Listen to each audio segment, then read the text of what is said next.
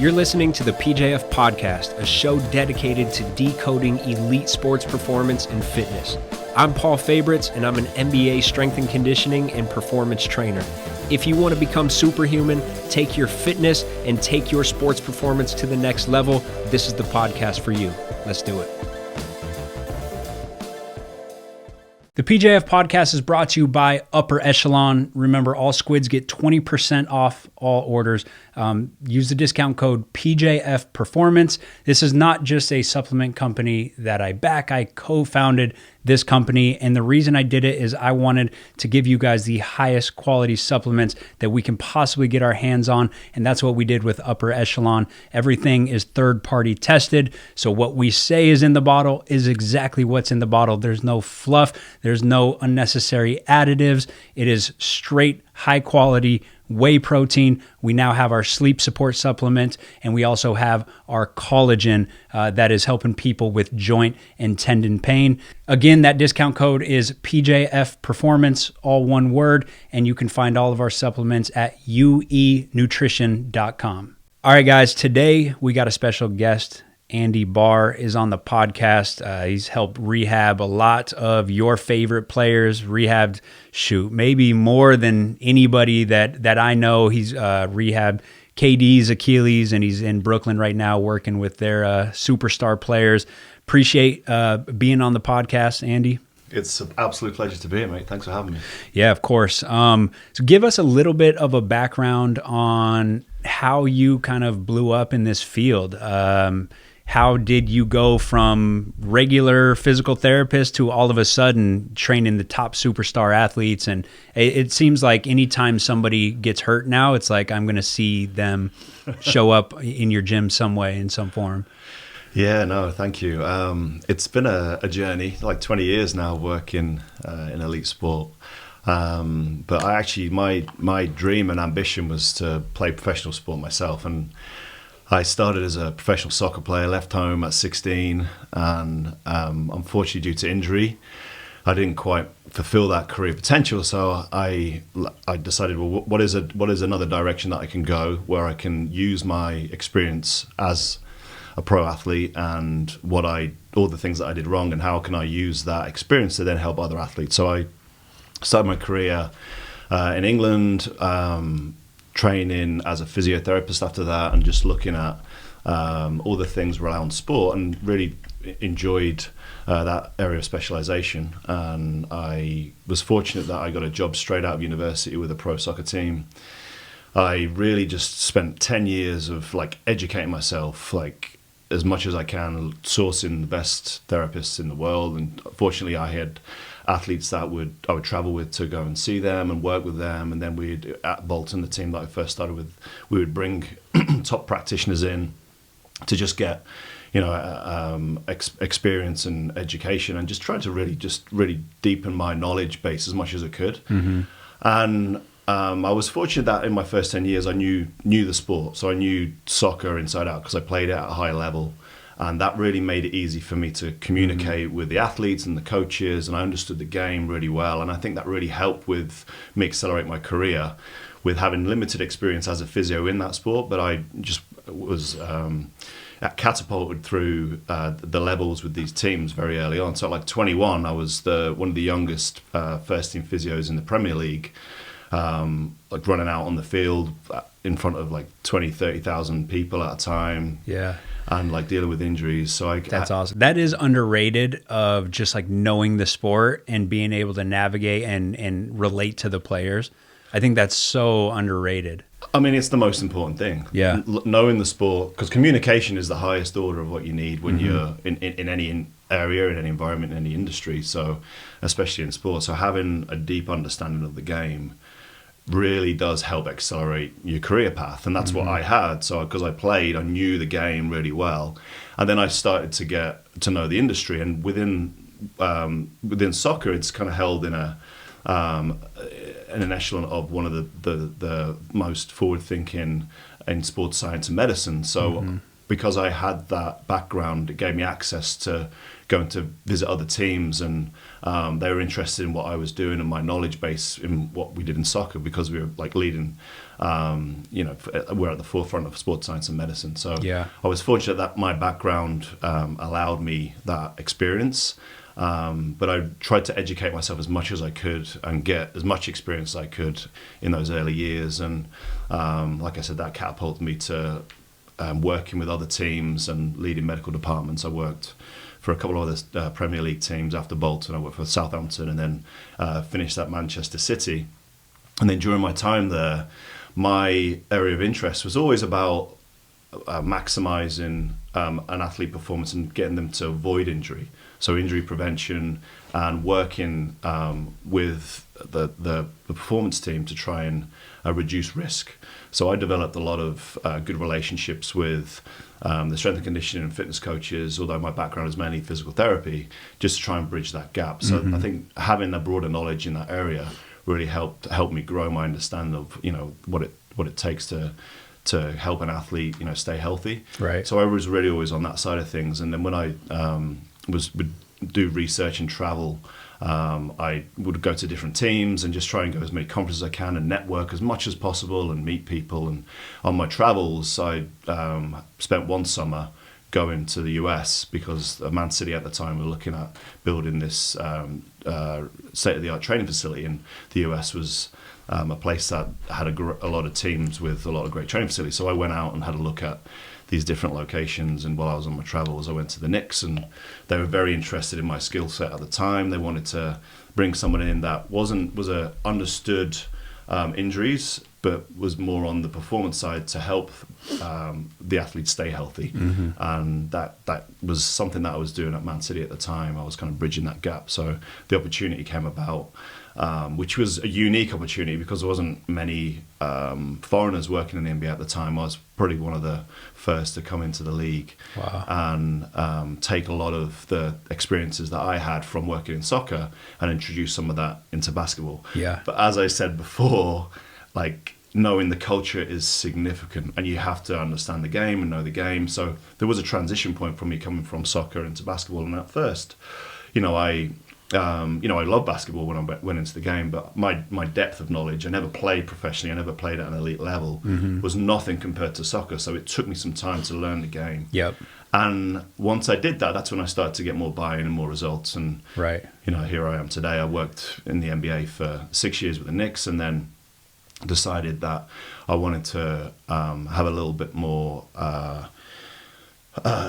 freedom with who I was working with, and have more control of my schedule. So I decided to set my own business up in LA, and with the network that I have, we work with athletes that would come out to LA in their off season, or if they wanted to rehab break, wanted a break from rehab, they'll come out and work with us in LA. Right. And I've done that for the last few years, and then started to consult with different teams. And then the last few years, I've been helping the Nets with rehabbing some of the top players. Yeah.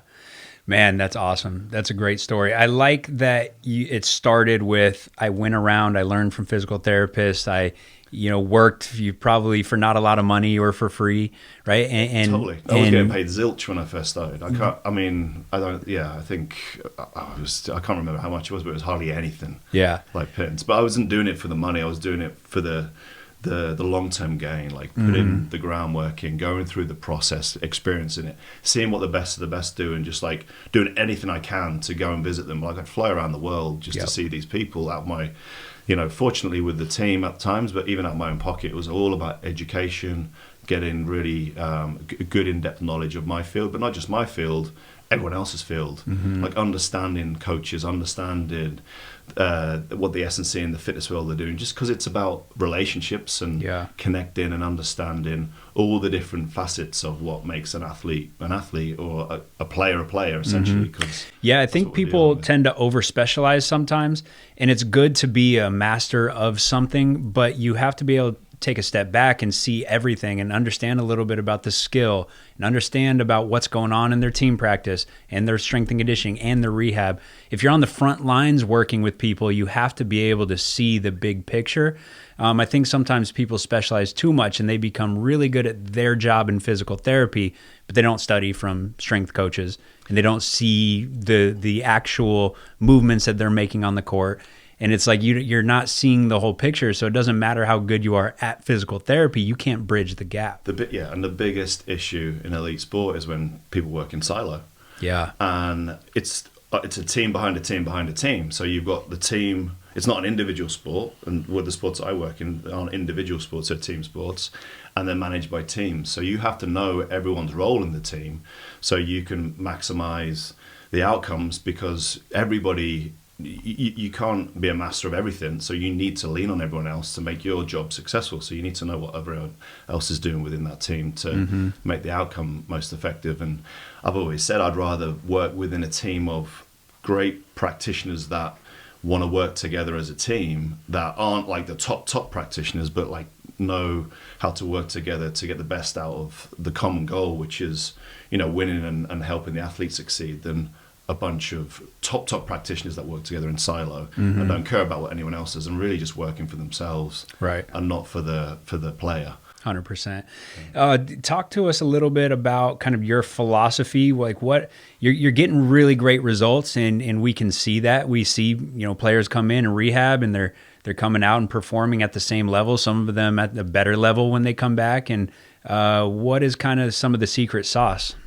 Yeah, I think, like I said before, starting from what they do on the court is the key. Like understanding that, analyzing their game, and then if you have that common understanding of what they're aiming to get to, and then saying, well, how do we take this as an opportunity to make you better than where you're at? But we need to know what you do. So let's understand the game, understand the actions that they perform in the game, and then what I try to do is then break down those actions and we build it up efficiently, as opposed to just having more of a generic kind of program that covers everything but is less efficient and it's less specific to what they do in their game. So it's always about, well, what are the actions that you do specifically, and how do we maximize them, and how do we just allow for the optimal healing time and adaptation time, because you can't cheat it. And you see frequently players coming back really quickly from rehab, and like everyone's like super,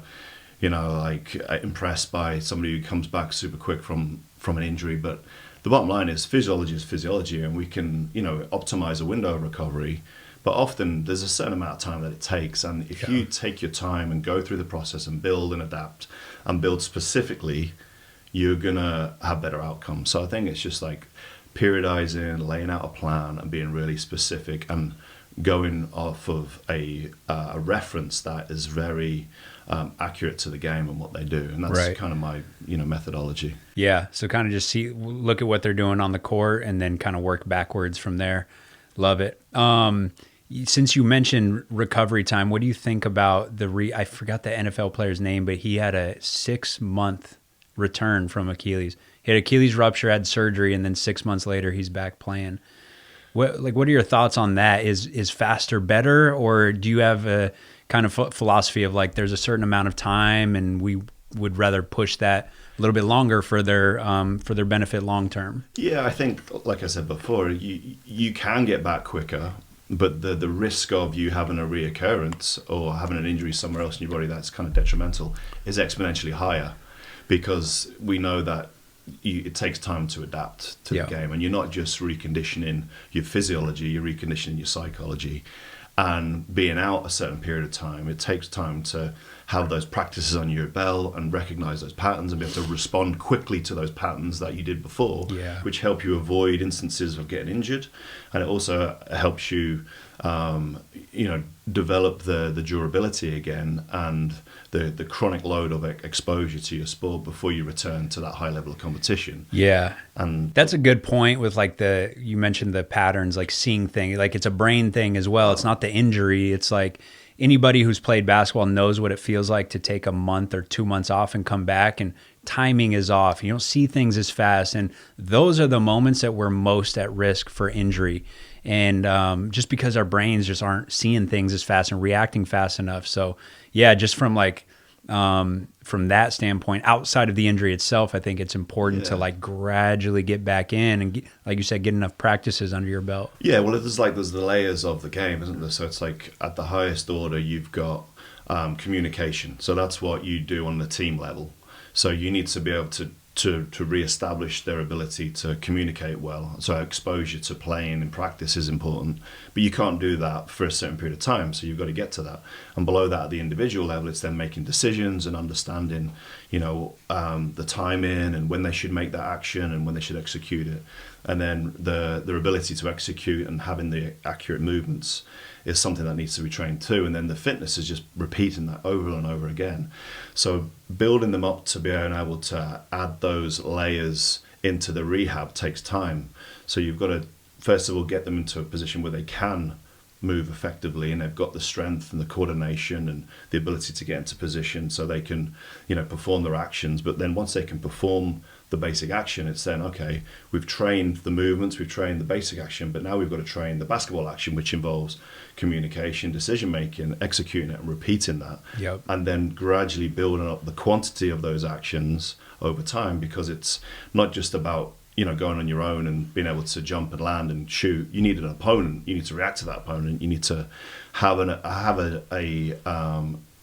exposure of a good amount of time where you're playing in practices to build up those pattern recognitions and your communication level. So there's a process to it, but if you jump in too soon, then you can have gaps within the things that you need to reestablish when you're recovering from an injury. So right.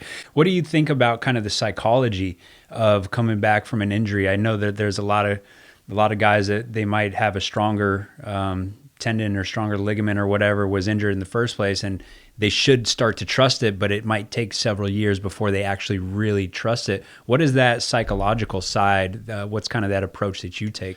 That's huge, and it's recognizing the mechanism of injury and then getting to go through situations where it simulates that situation, but they come out of it without an issue. So like, what's the mechanism of how somebody like injured their knee? So they might have done a cut where they move in a certain angle where the knees come in. So we practice cutting with them feeling good and healthy and strong and moving into and out of those positions and actions with a good outcome. Yep. And just rehearsing that and obviously then building that up. And then often when there's hesitation involved, that's when they're at risk. So it's like getting them out of those situations where when they're playing, they're not going to hesitate. So building that confidence is huge in the early stages. Yeah. And then just like giving them situations where they can just continue to build on that, where we're factoring in, okay, you're gonna play, but you're a floater, so you're only attacking. So you get confidence with moving and going into those mechanisms that replicate your injury, but without too much reaction. And then when you've like gone through that process and built your confidence up, then we'll go into like more defensive stuff. And so it's just building confidence. Yeah, so identify the mechanism and then figure out how to kind of give some graded exposure where it's like, here's a little bit of it, and then gradually ramping that up. Yeah. I like that, because there's the other side of the argument. People are like, yeah, just never do that, like run from the mechanism. But then that's why it's important to know the sport, because sometimes it's like, you can't run from this because they have to do this to be successful at the sport. Exactly. And I use the example of like driving on the highway. Like, we know a mechanism of like deadly accidents would be driving on the highway. Can we just stay away from that? No, we need the highway, right? I got to go get to work. And so I can't take the side streets across the city. Yeah. And so like these players, like we can identify the mechanism, but sometimes it's like they have to do that to succeed. And if we remove that and say, stay away from that, they wouldn't be able to be successful, so they'd be at home on the couch watching the game. Right. Because they're going to be put into that position at some stage, and if Yeah. they've not had exposure to it, then how are they going to deal with it? So Yeah. they need to deal with it with a successful outcome, so they need to prepare for that. Right. But it starts with knowing their actions in the game, and then getting them more robust with those actions that were similar to the mechanism, but they're more efficient or more effective at coming out of it safely. Yeah. The one that bothers me is the single leg landings when, it's just if you're jumping high, if you're jumping 40 inches and you're reaching in the air, you got to kick a leg to counterbalance, which sends you down to land on one leg. But there's so many coaches who are like, never do a one leg landing. That's the worst thing. It's like, you got to do it. It's inevitable. Leg. Yeah. Even a double leg is probably some asymmetry is probably one leg than the other leg. Yeah. Like a jump shot, it's like boom. Right.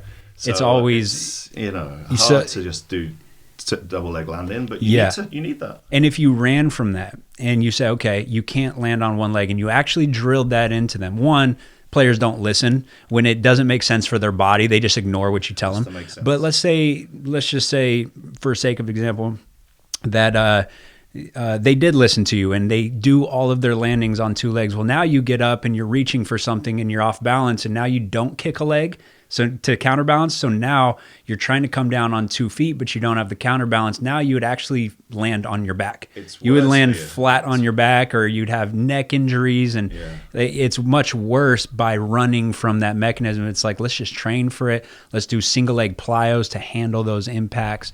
That's an interesting. More way detrimental if you don't expose yourself to the stuff that you're doing in the game. Right. Can you move that closer, or just pull it back? Yeah, there you go. Yeah, definitely more detrimental, because you need that movement variability, and that's what you lose when you get injured, or when injuries occur. Often it's a protection mechanism that happens that isn't restored back to normal function. So you lose variability, you create more rigidity where you don't want it, and then you have less fluidity of your movement. So, and that often causes compensations in other ways. So you have to restore that, but then you have to train for variability too. So different landing, different ways to land, all different types of landing efficiently, and like situations that might not be efficient, but then getting back to efficient again. Yeah, love it. The Achilles is an interesting one because, previously it was thought of like a death sentence. It's like, that you look at the stats of, until recently, I think like half the players just don't come back, or they come back and they're not the same player. So when you get, a KD, and the narrative was always like, he's 7 foot and he moves like a gazelle, there's no way you can come back and perform at the same level. And he did. What was kind of like, what was the key to that success? Like, how did you get a 7 foot gazelle to come back and play the same, if not better? I mean, it's 90% of it is down to the athlete and his commitment to the process. And the organization, the NetSAR, is phenomenal, and the support services that he had and the people involved in the process. It was such a great rehab team that I was lucky to be involved in, and I think that was part of it. The plan was great. The surgery was really good from Dr. O'Malley, and then just the initial process. A friend of mine took his initial rehab, a guy called Dave Hancock, and then when he started to come with the team, then the process from that end to finish was great. And I think some of the key factors were he took his time.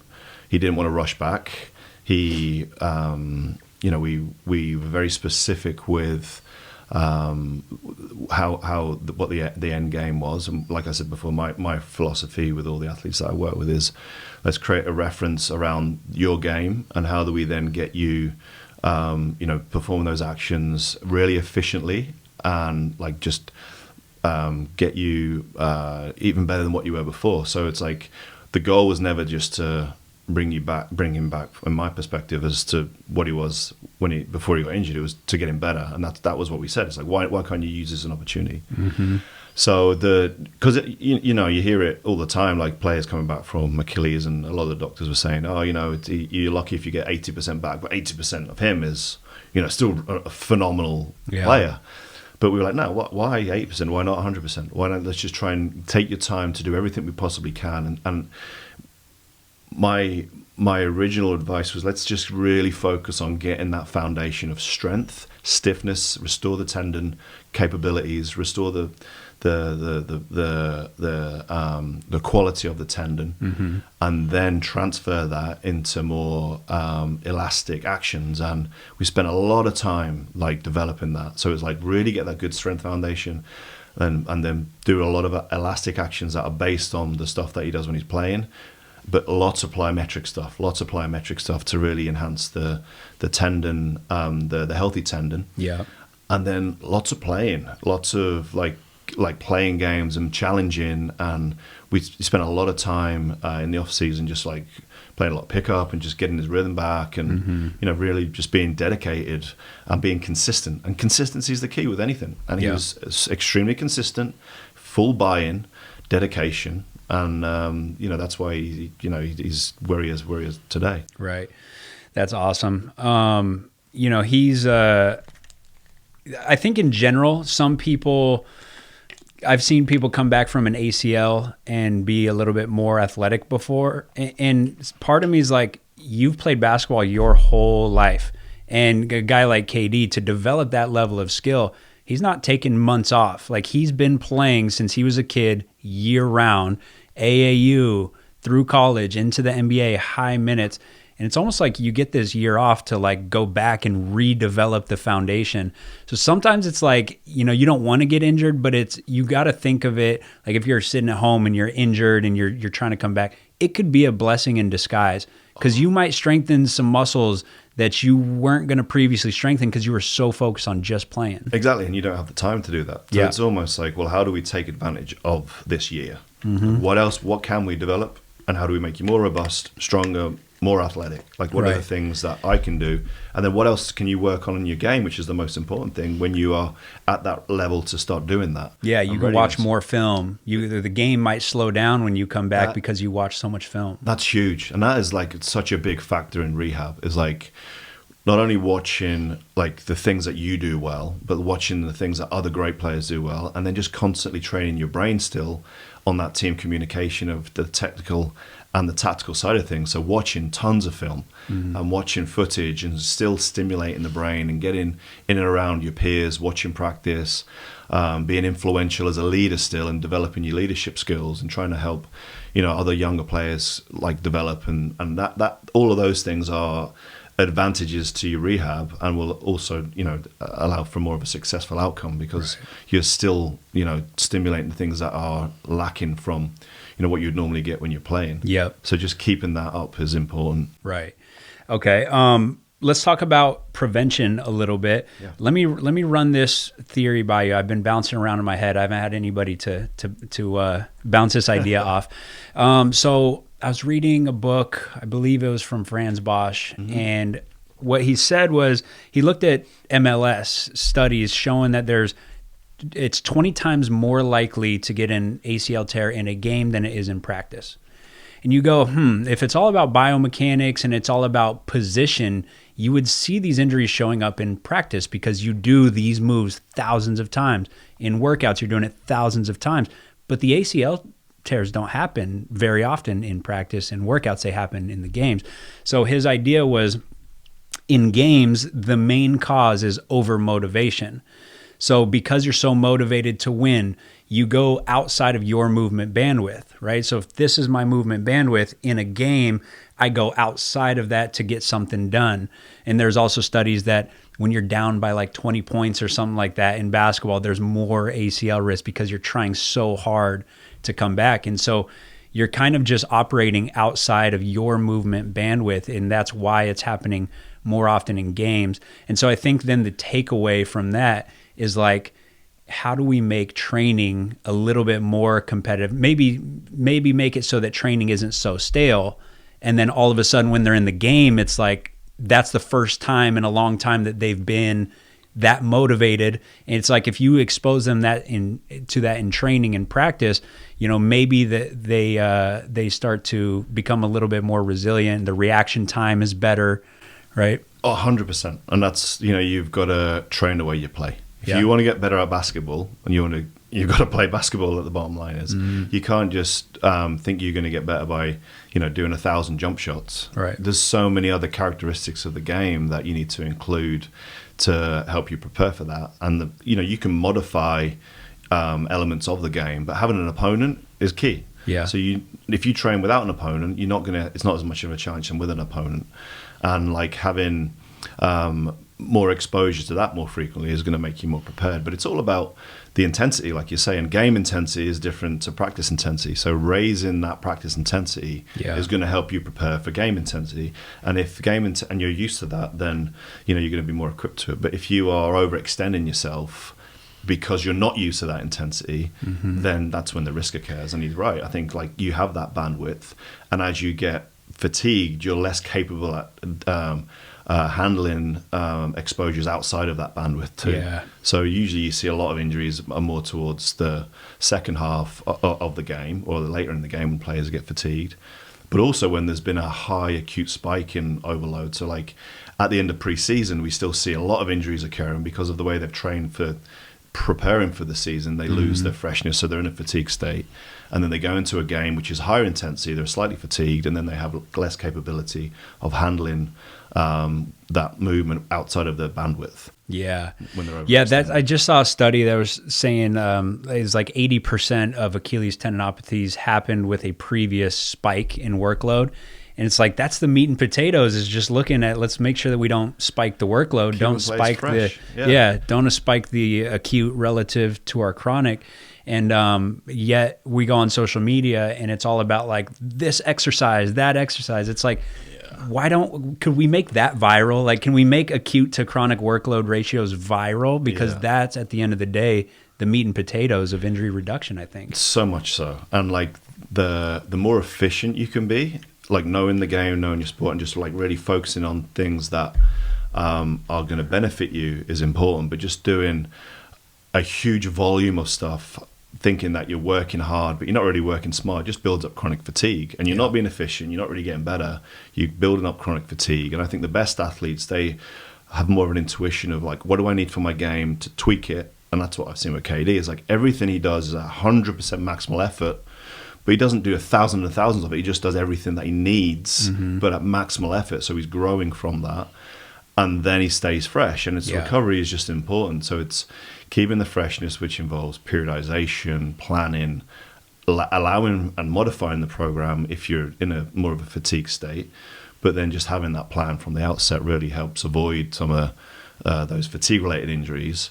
But then being efficient with what your training is and being specific allows you to then really target the things that you need to work on, and then cut out a lot of the noise that is just like Instagram noise, Yeah. That looks good, but really, is that really helping you? Right. Or do you need to do that? Right. Keep it simple and consistent. Yeah. Before we started the podcast, we were talking about how recovery times just change when you age, and that it's like late 20s, early 30s where we see those trends of guys like, yo, I'm not bouncing back from this. And that's when you can't do this like crazy high volume of work, because you'll get by when you're 18, 19. Your body just recovers so fast. But you get up around 30, you start to dial it in, and you have to get very, very efficient. Right. What do you think? Like, what do you think that age is where that really sets in, or is it something like you mentioned before? It's like an injury, and then they have to wake up. Yeah, exactly. So like some players will have an awakening in their career, and that's when you often see them think, okay, this is my body is my asset. I need to take care of this.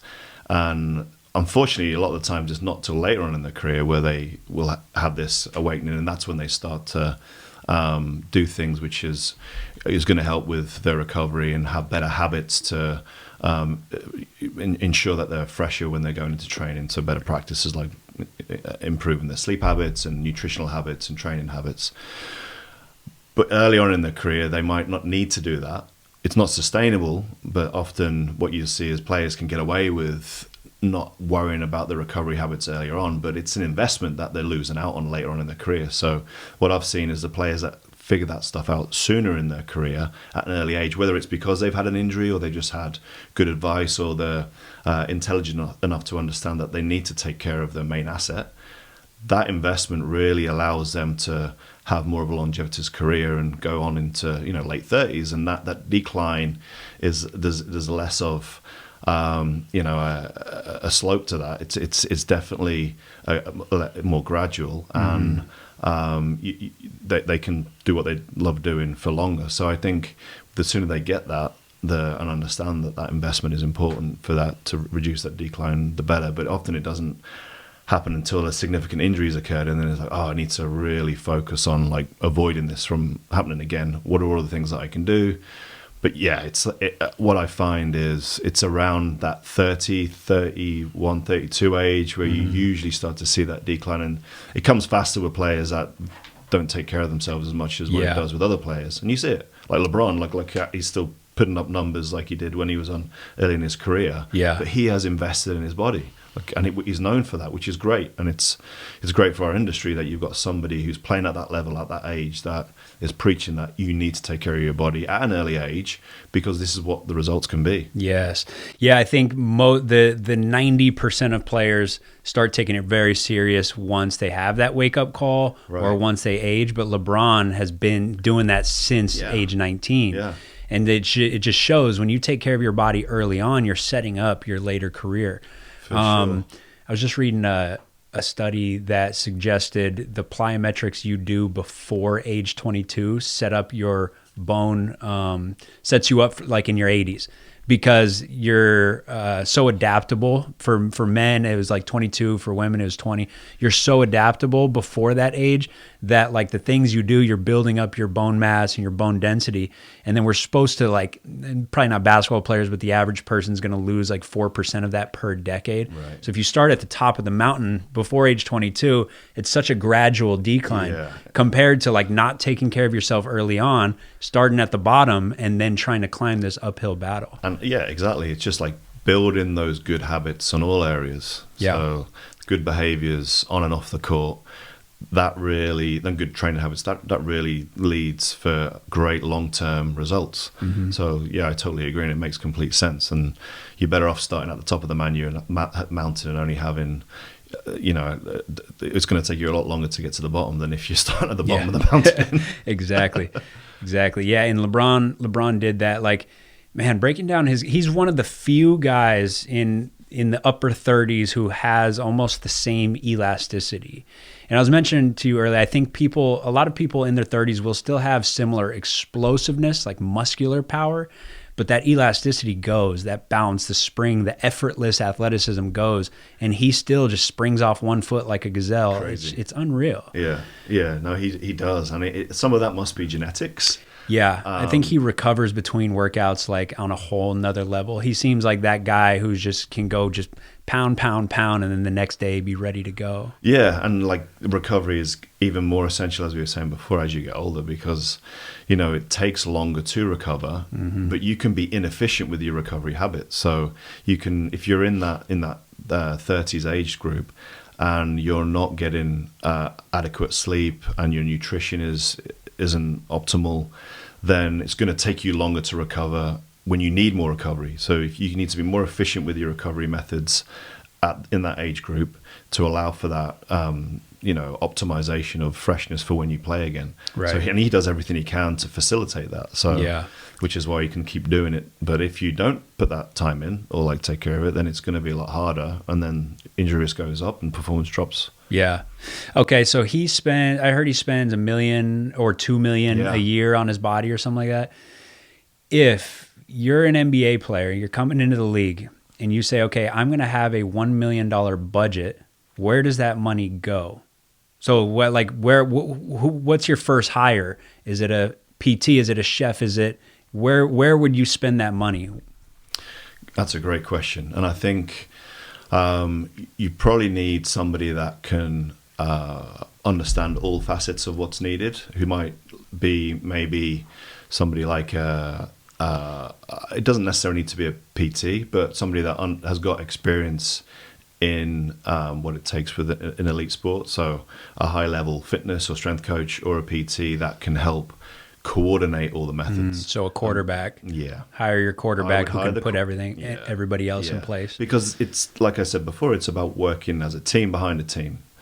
And you need somebody that understands all the different facets that that player needs. So they might if they hire a nutritionist who only specializes in that area, that's great, but that nutritionist might not understand, well, you need a PT to help with the health. You need a really good fitness coach who understands like how to prepare them. You need a great skills coach, and you need them all talking together so they're all on the same page, which often you find problems in the off season is athletes will come out and they're not with the team. In the team environment, they normally have everyone on the same page or working in the same organization, whereas in the off season, they're working with 10, 15 different practitioners. Yeah. They've all got their own agenda, Yeah. and they're all working in silo, and that's where you see problems because the athlete can double up and they end up doing too much.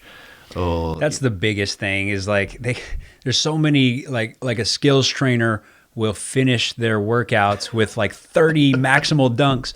And then they go to the strength guy, and the strength guy's like, okay, today's plyos. And they didn't hear from the skill guy. Exactly. It's like you're doubling down on stuff that it happens all the time. Yeah. So you need someone that can understand the program that's going to help make sure that it's like facilitated in the optimal way because it's all about the program. Yeah. So that's your first hire is the quarterback or kind of like the CEO of your overall health. 100%. Yeah. CEO of your health. And then from there, you let that person kind of make the hires. What do we need? Yeah. Where are you? Maybe give them the budget. Maybe you say, you have $1 million. How do you spend it Exactly. to get me the best results? What do we need? Yeah.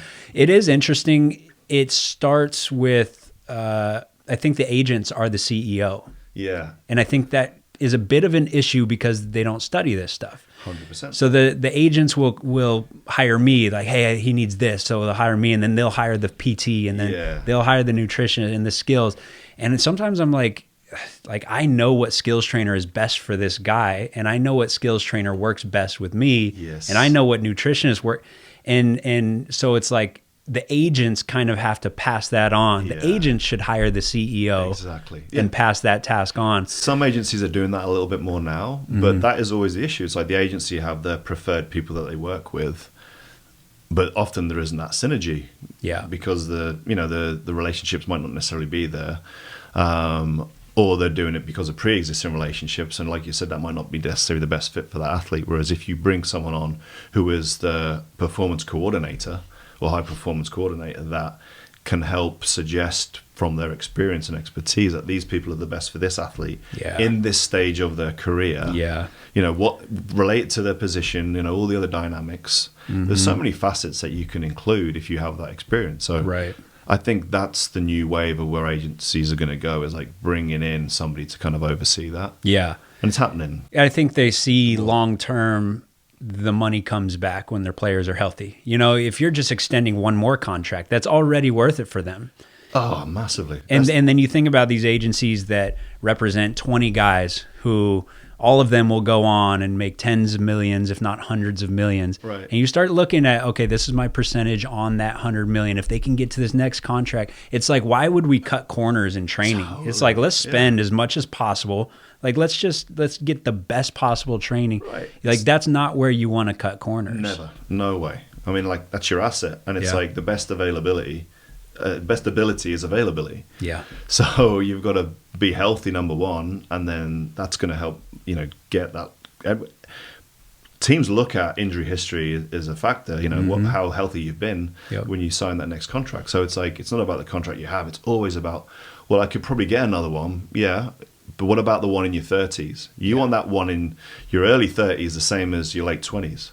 So you need to put that investment in. Yeah. And the off-season, especially in the NBA, the off-season is crucial to these guys because that's the only time that they can really make gains in terms of adaptation. Because in season, it's maintenance. Because the games are quick and like so thick and fast, they don't have the time to really put that work in and make those games that they can do in the off-season. Yeah. What do you think about kind of this battle between teams and independent guys? It's almost like there's always this, like, people aren't like working together. It's kind of like the team wants the guy to be on their program and stay in the city. The guy's like, I've been here for 8 months and I don't want to keep coming to this facility. I want to go work on certain things with the independent. And there's always like this battle back and forth. I think that's it. This topic is super interesting. And I think the bottom line is, it's about being consistent with whatever you do. So you don't want to just do random stuff with a player that's already been in a program. Often it's about just a change of environment. And you want to maintain relationships because I try and view myself as an extension of the team when I'm in that situation. So it's like, okay, what has he been doing? We want to be consistent with that. And then maybe we can talk about some other things that's missing to include that in the future. But the relationship needs to stay. If you go off on a tangent, start doing your own thing for your own agenda with the player to just try and like recruit that player, and it's not great for the long-term outcome, because the bottom line is you want to have that relationship with the team, because maybe they'll send you more players in the future. Yeah. So you need to keep that relationship, and like the player is the player at the end of the day. Yeah, he's coming to you or she's coming to you for some expert advice or a change of scenery, but you want to maintain that relationship. So I think, it's all about communication and continuing that. Yeah, the way that I look at it is I'm only going to have the guy for a couple months in the off season, and then I'm sending them back to the strength coach who's going to have them for the majority of the year. So like, you have a big influence, and so like let's work together. There's only so much that I can do in a couple months, and unless I'm like, hey, I'm going to travel with every player.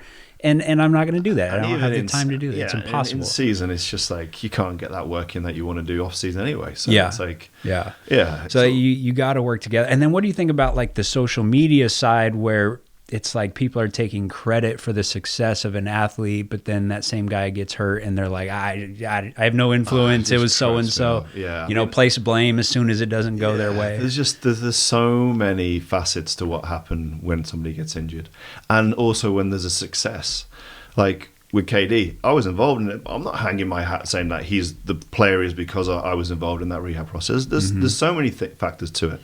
But then the same with when a player gets injured, it's like there's so many reasons as to why that happened. Yeah. So when people start finger pointing on social media or taking credit, it's like that's not good for the industry. That's not what it's about. Mm-hmm. We're all about the same thing, which is helping athletes get better, improve, and stay healthy.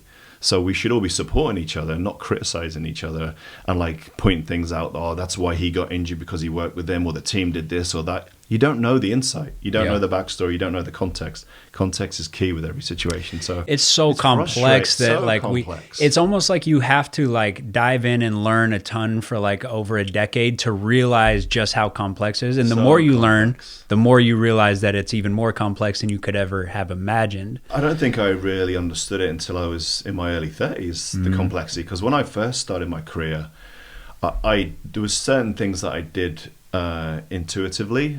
And on reflection, like, that was really the impact that it had in terms of why our players stayed healthy with this organization. Mm-hmm. And a lot of it was the stuff that I've mentioned before, is having that team spirit, the culture, the dynamic, the environment where everyone's working together. Yep. So things aren't missed and everyone plays a part. It's like me working with the fitness coach, the strength coach, the other medical practitioners, and everybody having that role to try and keep the player healthy was far more important than just the things that I specialized in, which I thought was really what prevented injuries, which is maximizing movement efficiency. And it's like, well, yeah, I'm good at doing that, but it's all the other factors too tied into helping them be more robust and efficient that is effective.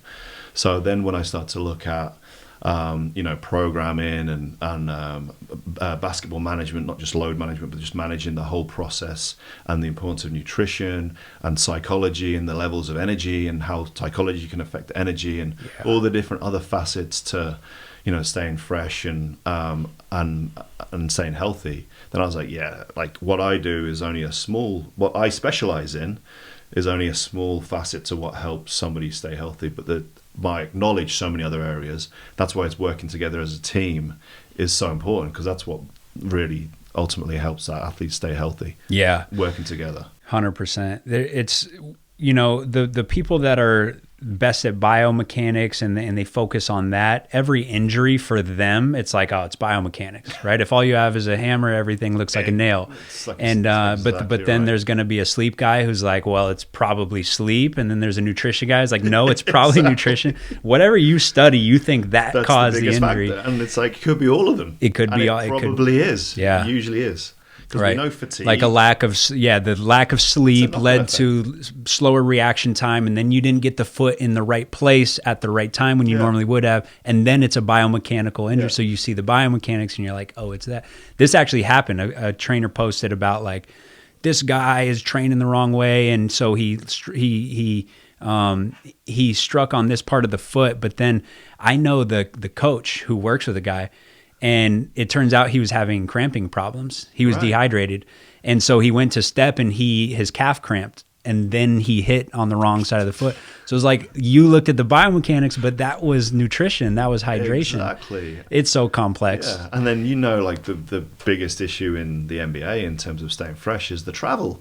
The travel that these guys do is crazy. The amount of games, the game itself, I don't think is the issue. And back-to-backs, I think it's what's going on in between the games, the travel, the late nights, the expectation to recover from that late night, to play again the next day. Yep. And then all the things that they do to help facilitate that is a huge factor. So that breeds into nutrition, sleep, what they're doing on the court in between those games, how they're staying fresh. Because it's the quality of the action, as you said, is going to be whether they can control the movement well or not. But then their energy levels is what influences how well they control it. So the things that influence their energy. Their stress levels, if they're super stressed because the team's been playing poor, they're going to get more tension through their body. Yeah. They're going to have more rigidity. They're not going to have as quality action, more hesitation in their game. Yeah. They're not going to recognize things. So the psychological element is huge to how well their energy is and how well they can just be in that zone of flow and free. Right. So there's all those elements too. Yeah. So it's like knowing the actions, having those quality and managing the quantity of them, but then the energy that influences those actions. Because you always hear like, oh, we didn't play well today. Didn't have enough energy. Energy is key. So it's like, well, what is the energy that they need? And then being able to monitor that and understanding that and having the self-awareness that I have fatigue or I'm tired, so I need to change something. Or like my schedule is intense right now, so we need to back off on other stuff. We need to ramp things up. So monitoring that and having the program in place that allows for optimal freshness is really going to help energy. But yeah, there's just so many facets. That's such a key in season, is just optimal freshness. I don't think that people understand how hard it is to get on an airplane that many times and travel and just, different hotels, and you're not in your bed and you're away from your family. Like all of these stresses, it's almost like to talk about an injury on social media, you should have to like go through that a little bit. Even not as a player, but just like fly city to city and just feel like what that does to your body. And then you go, okay, that's what it's doing to the body. For me as a coach, imagine you going out and playing 40 minutes. Right, exactly that. And I didn't understand that when I first got into the league, but then I experienced it. I'm like, how do these guys do it? Yeah. They're tough. Yeah. Like strength coaches go around, right, to these different, and they're so tired that they're just like chugging coffee just to stay alert. Yeah. And imagine doing that and playing 40 minutes. It's unreal. So your decisions when you're tired are less effective. Yep. So they're slower, they're less effective. Less effective. You're not as in a place to make quality decisions. So your overall performance drops. So the fatigue is huge. So the more you can limit that fatigue, because you can't. The league isn't set up to allow for freshness all the time, but you can reduce the negative impact of it. Yeah. And the more you allow for that, the better your performance outcome is going to probably be. Yeah. Fans get so mad about like this load management stuff or like a guy sitting out. But I'm like, man, if you understood what they're going through, you would be. And it's about saving the quality of the assets. Yeah. The players are the assets of the league. And do you want players playing every single game? I've had this before where fans have said to me, oh, why are the teams resting these players? I've come and I'm like, right, but do you want this player to be fresh now? Or have some recovery now, so in the end of the season your team's in the playoffs and you've got a chance of winning the championship, or do you want them to play every single game and then get injured? That it builds up. So question, the Michael Jordan era didn't really do the load management. What do you think is different with today's athlete compared to where they're at in the 80s and the 90s? From my standpoint of like, I look at skill, I see style of play changes. I see, there's studies that link the more times you drive, the more at risk you are of an ACL compared to just one dribble, pull up mid-range. They used to shoot mid-ranges. Now it's threes or straight to the basket. Right. We have more space because people shoot better. And so now when you have space, you can actually achieve higher velocities. So I have room to run. When I'm entering a cut, I'm entering at a higher velocity. So their style play changes, and people are like, well, it used to be physical, but I'm like, Physical is good. Like you get bruises, you get banged up, but you don't risk things like ACLs because things are tight and compact, you know? Yeah, I mean, you just hit the nail on the head with it. I think the game has evolved. Yeah. The recruitment has changed. Players that are playing have different styles of play now than what they used to. You know, speeds are a lot higher. Actions are different. So you've got just like different style of play, a different intensity. Better, more athletic. Yeah. The average player is way more athletic. We've evolved. Like Yeah. the players have evolved from what they were back in the day. Mm-hmm. So you're going to get differences in outcomes with that. You know, you drive faster cars. You know, there's less room for error. Yes. So, Yeah, you can't all of a sudden start going 110 miles per hour. Like your reaction time decreases. You don't have the time compared to driving 80 miles per hour. Exactly. Yeah. Exactly. And we're driving 110 miles an hour from age 14 now. You know, they used to have an off season and there was no like year round AAU, and now it's year round. And so you play more basketball early and you're more athletic early. We got some of these kids that are 13, 14 already throwing down windmill dunks. Totally. And like exactly, and their ability to be seen at that age and the recruitment that happens, the agencies and stuff that are already looking at players at a young age, and as you know, as they go through the AAU stuff, they're already treated like they're pro athletes. Yeah. And the expectation, and like you say, that accumulation of work has already started. True. And the things that they're doing at an earlier age, they might not have been doing back in the day. Yeah, that's a good point. Like pressure from like rankings and agencies, it's different than what like the Jordan era had coming up. Some of these kids that I train who are on like the Nike circuit or Adidas circuit, they're traveling almost like pros. Like these guys get finished with high school season and then they start traveling and they'll be gone like from Tuesday until Sunday. And then they'll come back for like one day and they're off to the next place. When I was in AAU, it was a weekend and you played 1 to 2 tournaments per month, and then a practice or 2 per week. But now they're traveling across the entire country. Like they're pros at age 16. It's crazy. And it, like even going into the pre-draft stuff, like that like is an extension of it. It's like as soon as they finish their season, now we've got to prep for your pre-draft workouts. Yeah. And they're going from team to team to team workout. And sometimes they're like back to back in these workouts. Yeah. The teams don't care what they've just done. Yep. So these poor kids are like beat up and they're going into a workout and then injuries occur and they're like, they're hiding injuries because they want to make sure that they can get through the workout, and then they're tired because of the travel, and then they're just not doing themselves justice. Yeah. So that's the worst time for a basketball player is that horrible. pre-draft. Like they have to work and they have to ramp up fast. You know, you got to prepare for these drills and stuff, and so the training has to be pretty intense. Yeah. But it's like once they start going team to team, and then the teams like want to prove how like cool their workouts are, and so they'll put you through all these different like conditioning, and they want to show you how tough they are because it's an audition for them as well. Exactly. They want to prove how good they are at the player development stuff and how intense they are.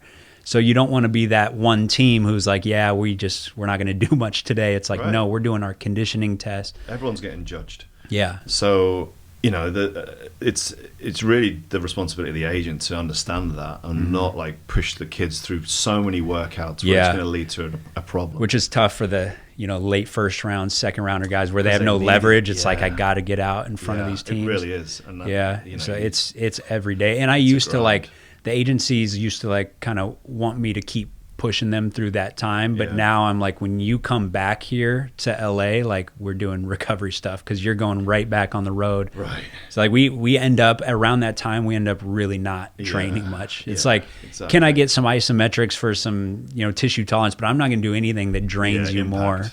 Yeah, let's be smart with it.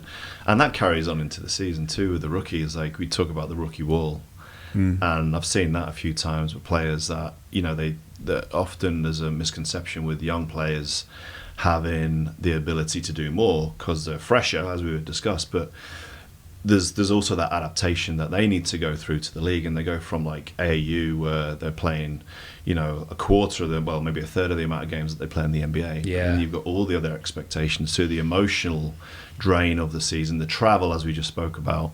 They're having to adapt to that, the new environment, the pressure. Yeah. They're not the big fish in the little pond anymore. So you often see those like young rookie players that get the opportunity to start early on in the season, hit that rookie wall. Mm-hmm. And I've seen it in a couple of players I've worked with where they've managed to like get in the team, but they're still doing all the other things that they were doing before because the coaches have that expectation. We need to develop them. More is always better. Yeah. And then they drop off, they Right. get injured, they get sick, and you don't see them again. Right. You hear about it all the time. And they have the stress of all of a sudden they're out on their own. Like these colleges, they got this cafeteria and they got these people checking up on them. And like you Right. got these mentors. And then in the NBA, it's like you're on your own, dude. You got your apartment, you got your car. That's a new stress that they're Yeah. not used to. That's Yeah. a new load that we don't talk about, which is a huge load. That psychological load is going to affect the physiology. Yeah. So Interesting. It's so complex. The more you start to look at all these Dive different into it. factors, it's Yeah. crazy. So let's get into just like some practical advice. I know there's a lot of like basketball players at home who are just looking to reduce the risk of injuries. And one of the most common injuries, let's start with a sprained ankle.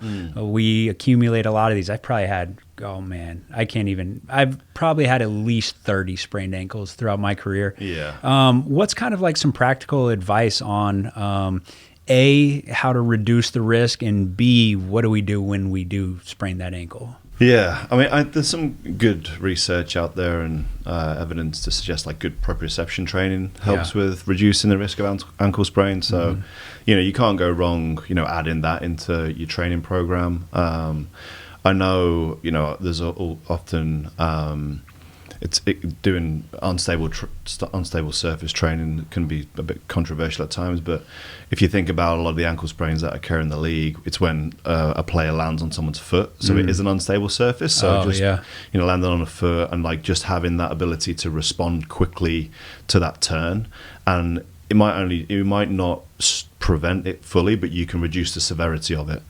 So just being like having better ankle awareness from developing proprioception, and then having good strength around the ankle joint itself and the knee and the hip, because although the ankle you want to be strong to reduce the forces or the impacts, you also need good knee and hip and overall trunk strength to control the forces and the alignment of the body, because the core strength is key too, and the ability to control your center of mass when you're landing. When your center of mass is off balance, that increases the risk of injury and reduces the alignment of the lower leg, which can cause those potential risk factors. So I think having a good program that helps with training good alignment, good movement control in multiple directions, and then not just like focusing solely on the ankle, but overall lower leg strength and core strength is key, as well as proprioception. So it always comes back to like good training. Exactly. So like good do your proprioception, do your like direct ankle stuff, but at the end of the day, it's just good training. And then good recovery, because if you're fresh, there's less chance of if you're fresh, then your ability to cope with when you go outside of your boundaries is a lot greater than when you're not fresh, when you extend yourself. So staying fresher, you can respond quicker to the situation. Whereas if you're not fresh and you're fatigue state, then your risk comes higher. How about when we do sprain the ankle? I think this is an issue is people don't rehab it because we're so immune to it. We're like, another sprained ankle. Once the pain goes away, I'll get back. What are some ideas on ankle rehab? Yeah, and I'm a believer in like don't just like offload it and rest completely. I think early mobilization is very good, but it's like how much you're doing. You've got to be sensitive to how much pain you're in. So the pain's going to dictate it. Always be smart if you've got like get an X-ray if you're worried about something, just to rule out a fracture. But often, with an ankle roll, it's just going to be ligamentous damage. And if you've got swelling, then one of the best things initially is compression. compression is probably the highest thing. Just getting some compression on that ankle just to help facilitate that recovery process. And then just early mobilization in water. Water training is fantastic. Yeah. Because you can offload it. You also get that micro massage from the water and just helps flush it out. And then just doing like contrast bathing and helping the circulation going. And then just don't be too fearful of it. Like just try and use how what your body's telling you as a gauge of how much activity you should do, but don't be too fearful of it. You got to restore that, and then just gradually start restoring it by getting in the pool, walking in a pool, jogging in a pool, and then just start building things up again. But the worst thing you can do is just like, not put any weight through it for like 2 weeks, completely offload it, or go into a boot and do nothing, because you just lose all the muscle around the leg, and then you really start to detrain. So I think light early mobilization is okay. Compression is really important. And then just like being smart with your tolerance, and then listening to your body. If you've done too much, then just reel it in the following day, and then use that as your baseline so you know where you're at, and then just gradually build from there. Are you okay with pushing through a little bit of pain, or is it like, let's load it as much as we can with absolutely no pain? I think you got to understand the difference between soreness and pain, and then the levels of it. And you expect to have some soreness, and that's normal. It's just how much you have. And like if it's a 2-3 out of 10 soreness, then that's comfortable. If somebody's like pushing into 8, 9, 10 pain, then that's not right. Yeah. So I think soreness is fine, and it really is about how the response is. So if you've got soreness and you're responding well the next day or after the session, it's not swelling up, then that's a positive thing. So you're okay with that. But if you get in soreness and then it's reacting poorly, then it's a problem. You're doing too much. Then that's when you have to reel it in, and take it step by step. But it's like early mobilization, but smart mobilization. Don't like think you can just play through it. The body needs time to recover, but it recovers well with motion. Right. Yeah. What kind of stuff would you do in a pool? So I would do just like ABCs with the ankle, just getting it moving. In the water? Yeah, in the water, yeah. So just light stuff to start with. So just like moving the ankle around, just trying to restore some mobility. So ABCs like A to Z? Yeah, exactly. Right. Yeah, A to Z, just like moving the ankle, so you're kind of writing out the alphabet, that type of thing. Writing your name, whatever it is, just so you're trying to go through the full range of motion and just getting, restoring that in a comfortable way, because the micro massage from the water will be helpful in the additional compression. And then once you're like comfortable with the range, you could just start like going up onto your toes. So obviously in a pool, you're like 50% body weight usually, depending on how deep it is. So you can start putting a bit more load through it, going up onto your toes, walking on your heels, walking on the outside of your feet, the inside of your feet, in a comfortable way. And then you can even start like some little skipping drills, then build that into like jumping and landing drills, and all stuff that you can do just to gain your confidence before you start doing that back on land. Yeah. Same thing, then you start building that stuff back up on land with a bit more resistance as you go. Right. I know a controversial one is ice or no ice. They used to be like the standard, everybody has to ice, and then some people are like, no, actually we want some of that inflammation, like you don't want to stop that process. What are your thoughts on that? Yeah, and that's why I didn't really mention it, because it's like the old school is kind of rest, ice, compression, elevation. Where the thing with ice is, and I still do ice injuries, but it's about the time that you do, and you have to be smart with how long you put it on for, because it can have the negative effect, because you don't want to freeze a joint, because that's going to inhibit the healing process. It's about facilitating that inflammation and that process. So that's why I always say compression is the number one. That's going to be the most helpful. And then ice is about cooling, not freezing. So you want to cool it down, but you don't want to leave it on for too long, where the skin is like completely red. Because one, you could get an ice burn. Yeah. You could really damage a nerve. I've seen that before, where people leave ice on for too long. And three, when it gets that cold and the temperature's that low, you actually inhibit the circulation in a negative way. So you are like completely slowing down the chemical reactions that's going on, but then you're not allowing them to facilitate. And often that happens with tendinopathy too. I feel like there's a lot of icing unnecessarily on tendons post-practice, when really the tendon hasn't been overloaded. So why are we icing something when we actually want that adaptation. Sometimes that adaptation after you train is a positive thing. So you have to be careful when you ice, how much you ice, and how long for. Right. So I do think cooling is good. And there are some devices that are coming out now that actually are more in depth with the temperature. So it's all about temperature, cooling it to the optimal temperature. And there's this one company that I've been working with that targets the temperature of the tissue. So you cool it to the optimal temperature, and then you can have it on for longer periods as opposed to just putting ice on it and freezing that tissue. So yeah, being smart with how long you put it on for is key. Yeah. Do you do any like contrast stuff, like cold, hot? Yeah, and I think that's important. Yeah, so contrast's good. So ice or cooling it in the first 2 to 3 days, depending on the severity, and then after that, once you want to start increasing circulation and like the pump effect of your veins and the circulation, then you can start doing some hot and cold, because you'll get that vasoconstriction and vasodilation when you're going from hot to cold, which also I find is beneficial. So I definitely use that, like contrast bathing. I prefer that probably to just purely icing. Yeah.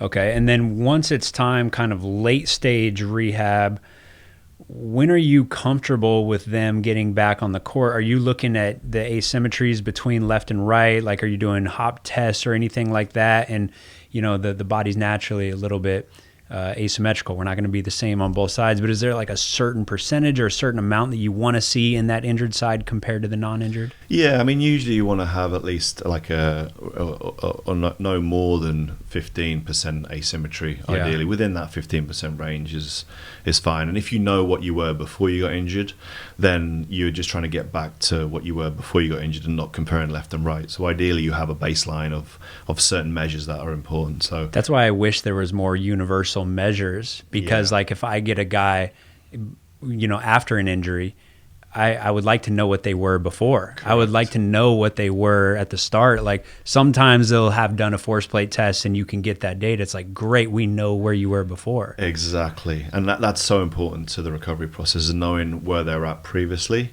And then, because that can set your goals of where you are to return to play. And that's a huge component to what I use with the athletes I work with. It's like, what were you doing previously? And what are we able to objectively measure that is relevant from your game? What is the GPS data that we have available? The force plate data, so the game stats like strength and conditioning stats, and then PT stats like what is your range of motion previously? Where were you at? What were your baselines? And how do we get you back to closer to them or better? But like a simple one for somebody with an ankle sprain is usually like knee to wall test, your ankle dorsiflexion range. That I would say is definitely important to try and restore as close to as you can, because we know that if you lose that range of motion, that can really lead to injury risk further up the chain, like increase the torsion through your knee, potential patellar tendinopathy increases quicker. So ankle range is an important one to restore before you then start going into like more dynamic stuff. So I spend more time on developing strength before I go into plyo stuff, because I think you need that foundation. So I much prefer to have a little bit extra time doing strength work before they get going with running and plyometric stuff. That's just as important, but I think often what happens is people get carried away. They don't do enough time on the strength and they go straight into the dynamic stuff, and then that's when they lead to potential issues further down the line. Yeah, even outside of injuries, like I always say, the better transition from the couch is to strength instead of couch to plyo or couch to play. Right? It's couch to strength and then strength to plyo and then plyo to play. Exactly. So some people hop in too early, too soon. Or others don't do that. Some people stay in that strength for too long, and then they think that they can go just to play. And that's just as bad. Then you don't do enough plyo stuff. Well, the game is all plyo. So you need to prepare for that. You need the foundation, and then you need to transfer it, and then you need to like build up the steps. It's like, well, what do we need in the game? Well, we need, if we're looking from the bottom up, we need the movements restored, so the ankle range of movement.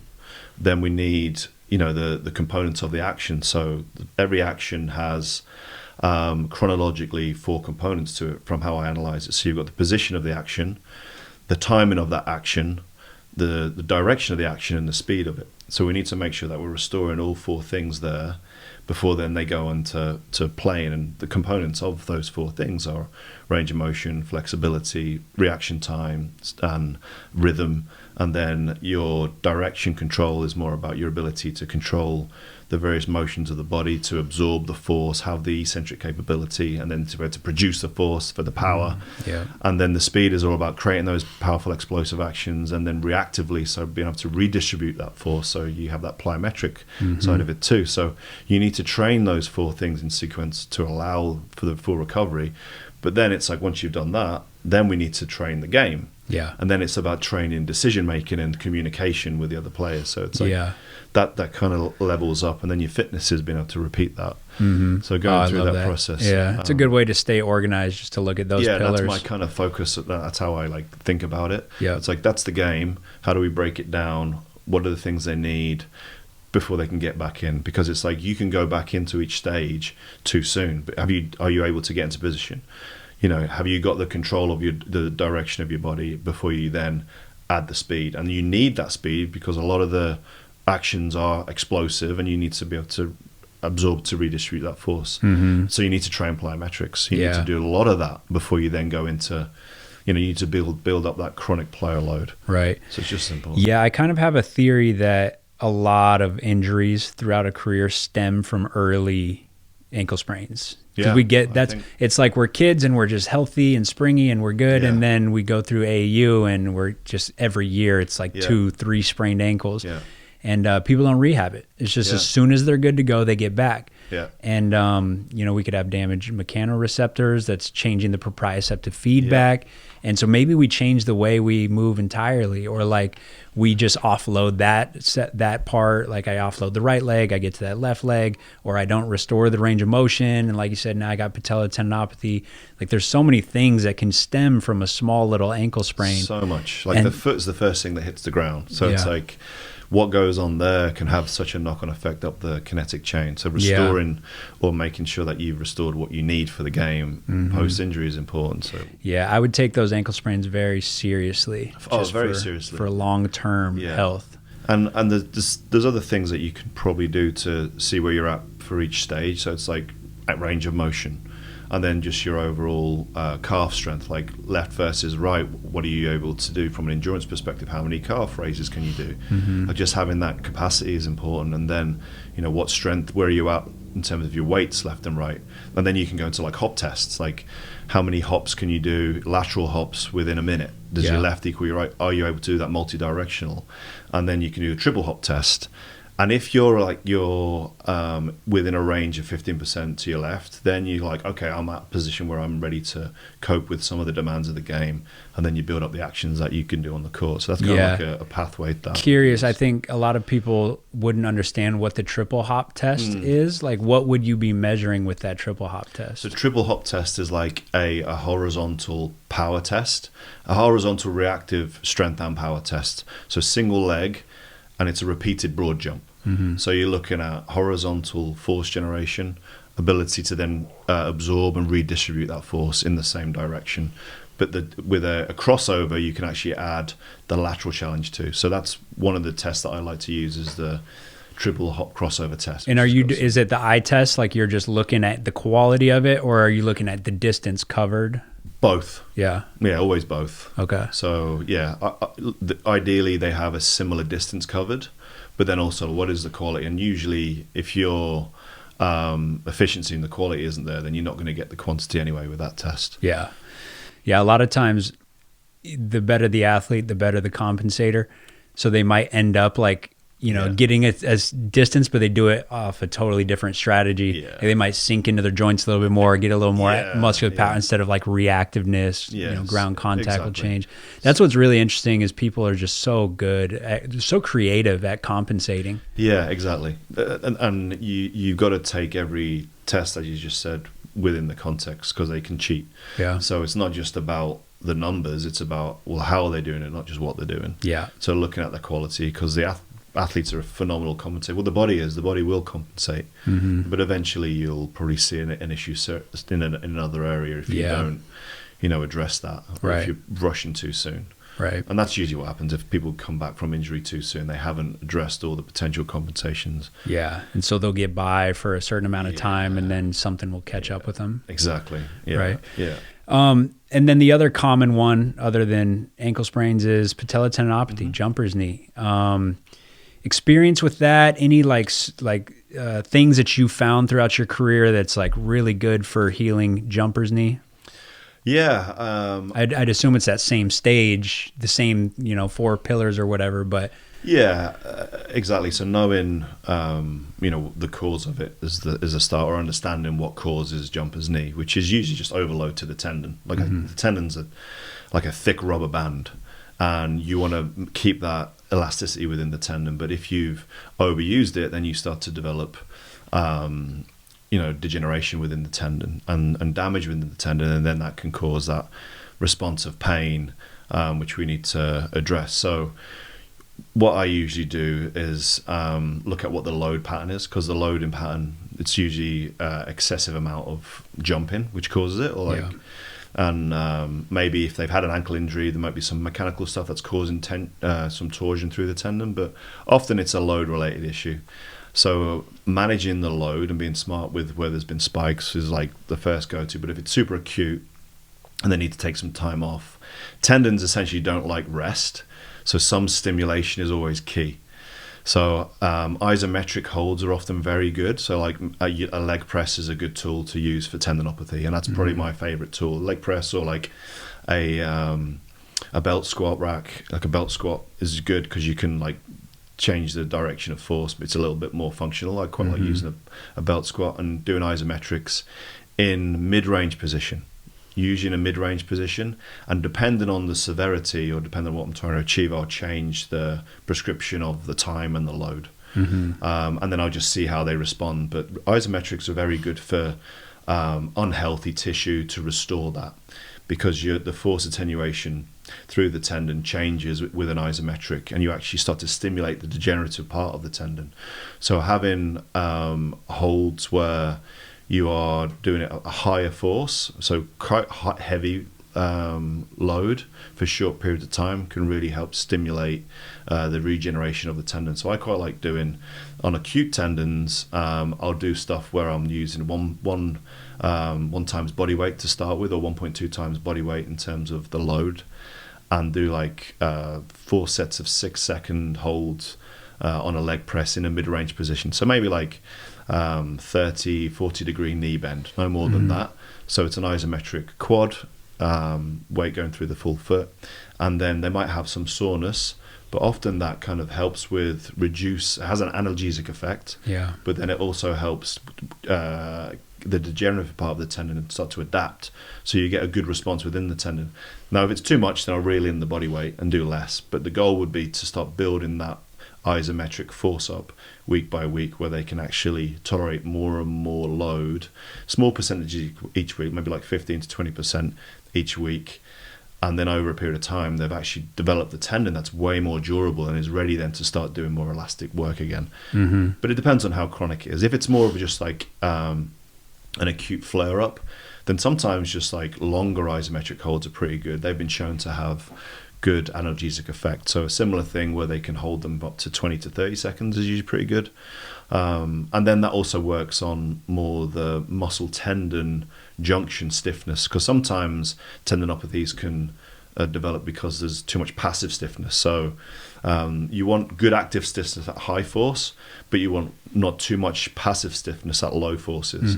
So in order to reduce some of the passive stiffness, you can do longer holds and isometrics, which changes the muscle tendon junction and that connection, and it gives a bit more fluidity within the muscle tendon complex, and a better ability to kind of absorb force and redistribute. So just doing different types of isometrics is good for the acute response from a pain perspective, so longer holds and to reduce passive stiffness, but then to really target the degenerative part of the tendon, shorter holds with higher force. And I get some of my players holding weights 3 times body weight before I start them, and usually I have a benchmark. When I get them to like 2.5 to 3 times, that's when we'll start developing more plyometric, single leg plyometric work. Yeah. When they're like that. And that's kind of my criteria for progression. If it's a severe tendinopathy or a rehab. How much pain are you tolerating? Like, is there a scale on 1 to 10 that you're like, I'm fine with a 2 or a 3, or are you saying no pain, never push through? I think you're going to get like a reactive tendon. You have to be careful with, and if it's really, really reactive and there's a lot of pain, then I still encourage a type of exercise, but you can actually use BFR. BFR is pretty good because BFR gives changes the awareness of where the pain's coming from, and you get more focus of the muscle working, and you can do it at a low load, and it doesn't compromise the tendon, and that's quite a good kickstarter if someone is in a lot of pain. But usually like 3 to 4 out of 10 is acceptable as a soreness when you're doing isometric holds, and that's fine. It's normal. And then you'll just that often it feels better after you've done it. So because the tendon likes the compression. Now end ranges of compression can be where it can be an issue. So if you were to go into a deep squat, you would get more of that compression on the patellar tendon. Yeah, more compression at deep ranges. Yeah. Not that you shouldn't deep squat. I'm just saying that at that time, you do want through range strength of the tendon too. So it's good to also do through range strength. Everyone used to kind of really get fixated on eccentrics for tendons. Mm-hmm. Eccentric is important, but so is concentric through range. But then the tendon essentially is loses a lot of its stiffness in mid-range, and it's the point where you get less compression either side of it. So it's a good position to just start off with, and that's usually what I start my programming with an acute tendinopathy. Yeah. Speaking of compression, I've heard Jill Cook, who's a prominent researcher in tendinopathy, especially patellar tendinopathy. She says, don't stretch early on. She wants to restore range of motion, but she talks about the compression on the tendon. So if you jam yourself into a couch stretch or a full-on quad stretch, you might put it into deep of a range of motion and get more compression, and then that's going to make the tendon more reactive. Do you take that same approach, or is it stretch as much as we can from day one? I would agree with what she's saying. I think you have to be understandable. The tendon is like an elastic band, and you want the tendon to restore its elasticity. And if it's already starting to break down because it's been used too much, then stretching is like you're putting that elastic band again on stretch. Mm-hmm. Now you want it to be tensioned to stimulate some adaptation and regeneration.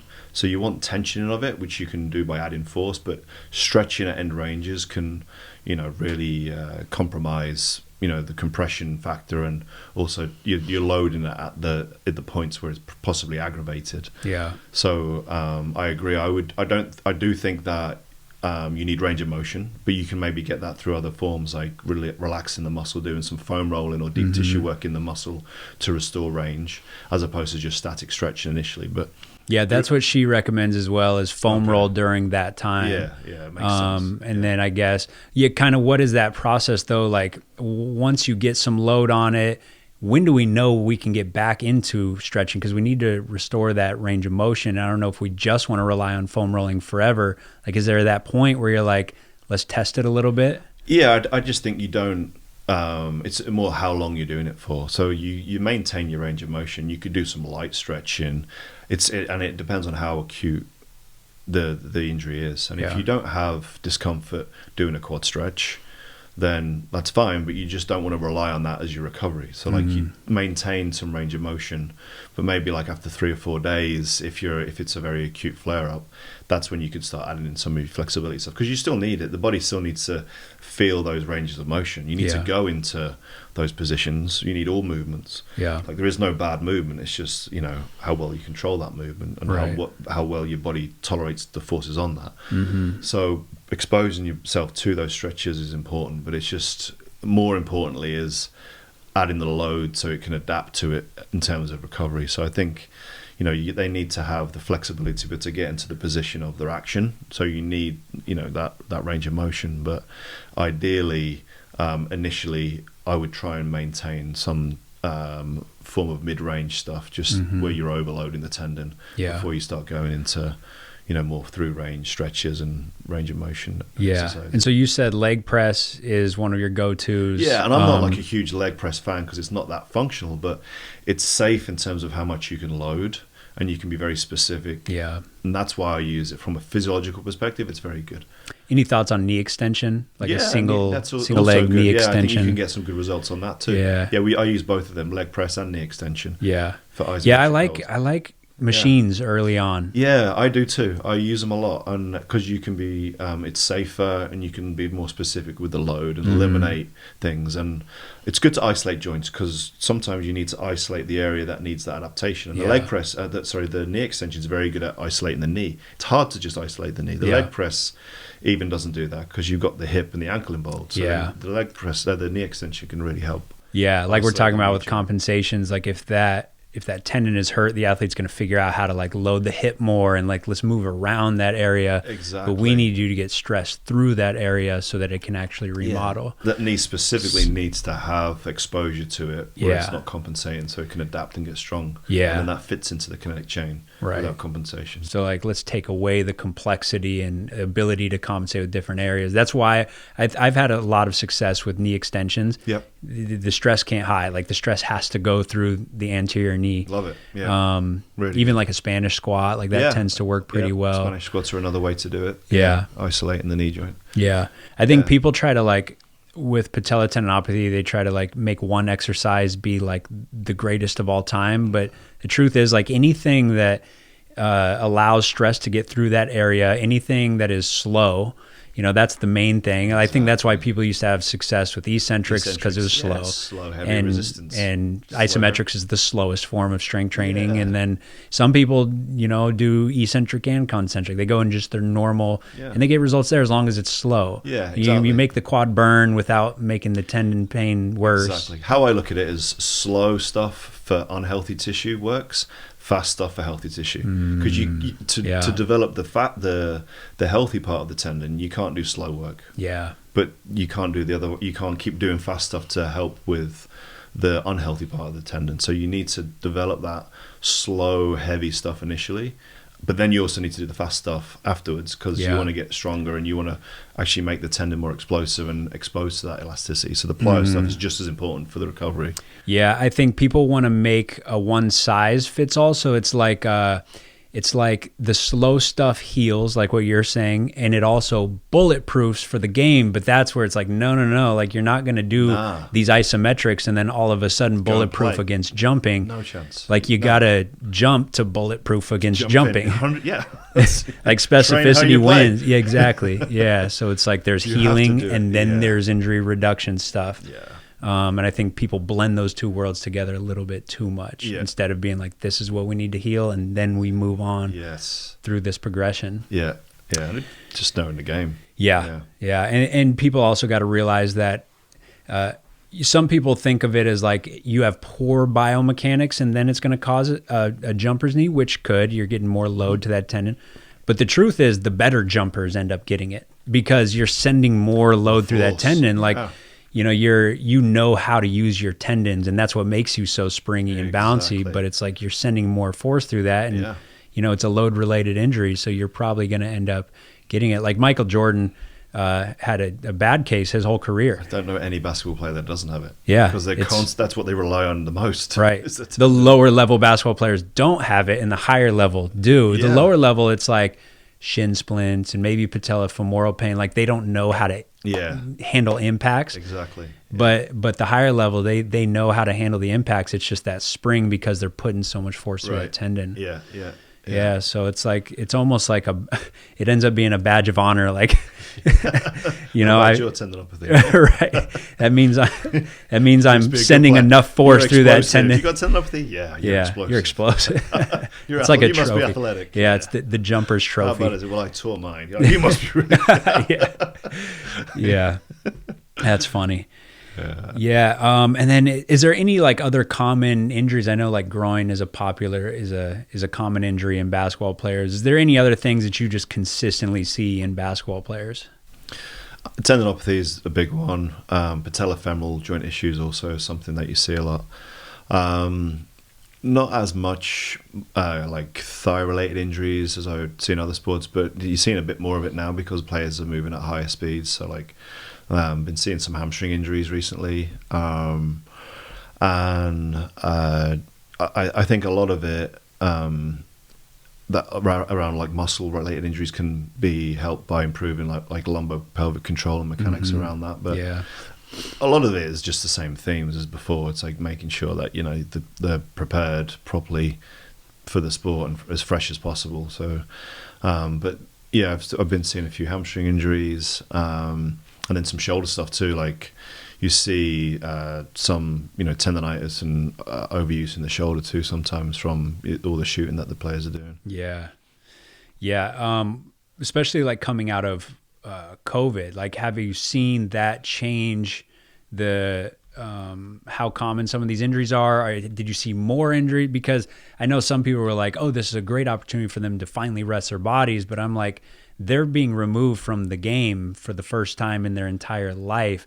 I would expect to see more injuries coming back from this. Yeah. What were the trends there? Exactly, yeah. And the last 2 years has been super interesting because of that, because the season last year in the NBA, we didn't know when it was going to start. And then all of a sudden, it started in November, I think it was when it started.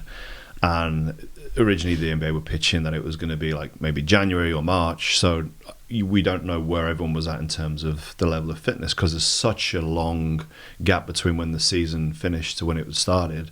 So everyone was coming back at different levels of fitness. So their ability to cope with the demands was varied. So some players were fitter than others, some were able to cope with it better, and you started to see, you know, trends with more injuries last season because of that, because they just didn't have the prep. And then you would see players that were getting COVID that were having these breaks from playing, which obviously playing maintains fitness, maintains the durability. They have to play. As soon as you have a space from that, yeah, recovery is good, but you also need a load. You need both. It's like that balance.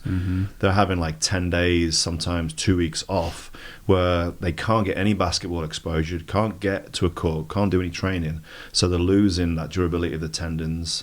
They're not getting any exposure to jumping and landing and all the things that they do when they're playing. So they come back, and then you start to see, you know, they might be fresher because they've had a break, but then all of a sudden they've not been able to train. So then they're at risk, and you see a lot more injuries, and the tendinopathies have spiked. It's almost like COVID knee, we call it, because these players going into COVID for like 2 weeks, and they come out of it and they have a flare up of the tendon because then there's a big spike in their load. So you do see that cycle of injury incidents with, you know, that time off through the COVID cycle right now, which is going on through the league. Yeah. And every team's dealing with it. And it's definitely a challenge for all teams.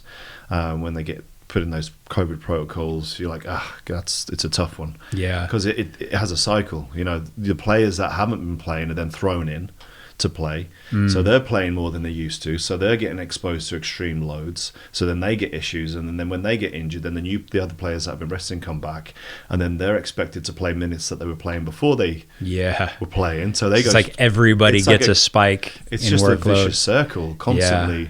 And a lot of it is out of the team's hands because you can't do anything about these COVID protocols. Yeah. So it's just constant management and being smart as you can with their reintroduction into playing again and what they're doing in between. And it falls back to what we were saying earlier on. It's like, how are you managing your recovery process and maximizing that as much as you can between bouts of exercise so you can get as fresh as possible? Yeah. And, you know, I also think that's where understanding the game comes into play, because specificity matters more in those times where they're out, because they can hide, like, you can get it from the court. Like, you could play so much basketball that you get your tendons loaded enough to get by.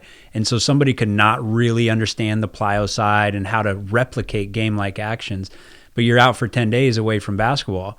And now it's like, okay, we got to get you enough of the right type of plyos to load those tendons to keep that spring. Spot on. It's like, what are the actions that you're doing repeatedly in the game? How can we replicate the physiological part of that as much as we can? Yeah. And it's important. They need that loading. Yeah. And not to mention, they're actually, if they've had COVID, they're sick. Yeah. So they've been ill for 2 weeks. Yeah. They're trying to recover from that. Some players don't have symptoms, some do. But even the ones that don't have symptoms, they've still had a virus, so they're getting over that. So there's like, they've got that to contend with. Have you seen any guys with like long-term effects from COVID that's affecting conditioning or anything like that? Not long-term, fortunately. I've seen short-term stuff. I've seen players that come out of it, and it definitely has affected them getting back to where they were. It's not just them having 10 days off. Like, if they've been sick for 10 days, they've got to recover from the illness and, restore the fitness that they had before that too. Right. So it's interesting that we haven't seen anything in the NBA. Like the MLS is seeing these cases of like heart issues. Yeah. Have you seen that? Like there's like I've 5 heard guys about that it. Yeah, recently. I've not seen any of it, but I've definitely like heard of it, and that's unfortunately one of the potential issues that happen when you've got it. Yeah. You have to be careful with, and there's a lot of monitoring that goes in to try and protocols to try and identify any issues with that before they return. Yeah, I haven't heard of any cases in the NBA. No. Yeah, that's good. Nothing that I can think of significant. Yeah, so for them, it's mostly just the fact that they get sick, they're out, and now we got to figure out how to ramp you back up. Exactly. Yeah. When we need you to play because there's other players that are now out, or you're the best player and we need you back. Yeah. And the best player is like, well, I'm going to play 35 minutes every night. Yeah. Like, well, let's just start with 15. Yeah. What? It's going to mess up their point per game average. Exactly. Exactly. Yeah. Wow. Yeah, that's interesting. Any other like common injuries that you think people need to kind of be aware of, or things that you've had success with? I mean, like core muscle injuries, like injuries around the pelvis from like overstretching, overextending themselves. Yeah. I think for me, I spend a lot of time focusing on your ability to really maximize your core muscles to control your center of mass and the coordination of your movements, because that connects the lower body and the upper body. So when that area gets injured, that can have an effect on the hips, it can have an effect on the lower back, and if you're not functioning optimally in and around your core, then that really does affect not only your skill execution, because you need your core to coordinate the movements of your chest, which coordinates your arms, but then also your ability to coordinate your actions, which are basic in terms of like changing direction, so like controlling the alignment of your legs. So core muscle injuries are something that often we don't identify until it's like a little bit too far down the line. Hip related stuff can fall into that too. So it's just, I think, really maximizing the core coordination and control and optimizing that really helps with not only enhancing performance and your skill execution, but also reducing the risk of injury. So I think I'd spend a lot of time really trying to dynamically train the athlete's core. So making sure that they're able to coordinate and provide good control of the lumbopelvic mechanics while they're performing actions that are relevant to the game. Yeah. So I'll do like core challenges with a band system that I use while they're doing actions that relate to the game. So they're indirectly using those core muscles to control movements while they're thinking about the game. So not just focusing on doing abs and crunches. It's more like, how do you use your core and the control of those muscles in function? Yeah, we got to dive into that band system a little bit, because I recently saw it. So the first of all, the story on how this came about is pretty interesting, because you're using all these different parts and like you're just like creating your own thing by using different parts, and then you're like, wait, why isn't this all in one system? And you created it and it's now for sale. Let's hear about that.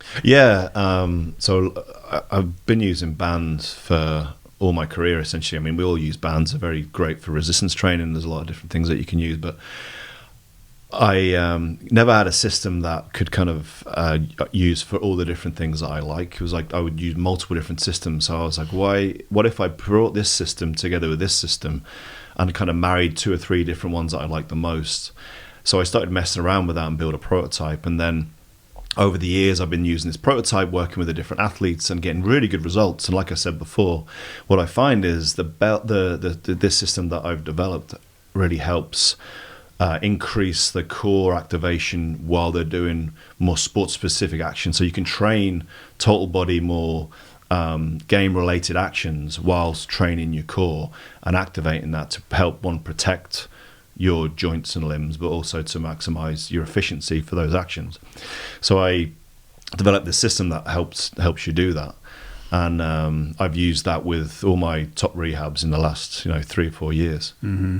Yeah, that's awesome. And those are officially for sale now? Yeah, so I've recently developed them. I'm just I went into production about 3 or 4 months ago. They're available now to buy at qbands.co. And I've also got a free exercise library for anyone that's interested, where I go through my top 10 exercises that I use with the athletes that I work with, just to really develop the foundation of those athletic movements that they perform before I go into more explosive advanced stuff. So I've got this library that helps really show you how to maximize the benefits of those bands too, that somebody can look at if they want, and that's at qbands.co/PJF. Awesome. Love it. That's the cool thing about those bands is you're sending forces through the pelvis instead of like I'm training my core and then I'm training my legs. Like you're coordinating everything. So these forces have to travel through the pelvis. And I think people underestimate how beneficial that is in injury reduction. Exactly. So as I mentioned before, your core kind of transmits the force from your upper body to your lower body and your lower body to your upper body. So the more that you can engage that at the right time in function, the better. So the bands that connect from the upper limb to the lower limb help increase the activation and the connectivity of that core to kind of transmit the forces through it, so you can tap into the elasticity and explosiveness of the core in function. Right. Yeah. That's awesome. I love it. It's so funny that all inventions just come out of necessity. Like we're just tired of you're tired of pairing all these things together, and you're like, why don't I just make this? I know, and that's exactly what I did. Yeah. When we made our extra long bands, that literally came from two things. Yeah. Calvin was there on the first one. I was doing a band back pedal deceleration drill, and it snapped on me and hit me where it counts. Right. And it was on camera and everything. It's hilarious. Maybe we'll release the footage someday. But I'm like, okay, I don't want this to ever happen to me again. Yeah. And then number two was bands were always too small, so you got to tie them together. And you got to sit there trying to untie them. And strength coaches know this is like the most annoying thing, is like untying these bands. So I'm like, let's just make a really long band so I never have to tie them together. Let's make them fabric so that they don't snap. Yeah. And it's like, it all comes out of just necessity. Totally. Yeah. And that's kind of how I evolved my system too, because I was like constantly using bands. When you work in the NBA and you're like constantly traveling, I wanted something that I could use in any environment at any time. So I created something that kind of ticked all the boxes in terms of maximizing core within my training. And it's like a full body system that I can use in any place. So I use it in hotel gyms or hotel rooms, or on the court. I'll do activation exercises with my players before they go out and play as part of their warm up, or we can use it for rehab, therapeutically corrective exercise. So it's like, what can I use? Because I would use all these different components. And then I was like, well, I need something that I can connect the belt to the wall, or the belt to the knees, or the belt to the ankles. Or I need it where I can connect the wrist to the wall, or the legs to something where I can anchor resistance from. Or I want to do it just in place, or I want to do it where they're actually performing their game actions on the court while they're doing, driving to the basket, whatever that action might be. So it's something where you can like train full body actions in any place. Which, love it. That's awesome. One more question, because it's a popular topic right now. Range of motion, actually excessive range of motion, or I should say not excessive, extreme. That's a popular trend right now, is like the idea of, you just mentioned, hey, one of the big things is restoring range of motion, but that's restoring a certain amount. The current trend is like, let's get you as flexible as humanly possible. We should all be able to do the splits. Where are you at on that? Is that detrimental, or is that a benefit as long as they're also strong?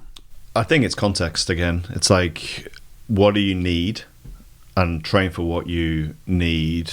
Like, can you get into the position that requires you to perform your sport optimally? And like train for that. Like, you don't need to be hypermobile, like have too much flexibility. Like, flexibility is important, but you need the range to get into position to perform your action. So it's like, there's other things too that are just as important as range of motion. We know from research that range of motion isn't a preventer or a predictor of injury, and flexibility training isn't a preventer of injury. but you still need range of motion. You Yeah. need to get range. So it's not like you don't need it, but you need to be able to control into and out of it. And I think you need the optimal range for the task at hand, but you need optimal control, which is strength and control of the joint, and then optimal force production and coordination and decision making and all those other things are just as important. So it's like you need range of motion and flexibility, but you don't need excessive. You don't need to push it until, because all you're doing is saying, well, I've got this range. Then you need to be able to control that range.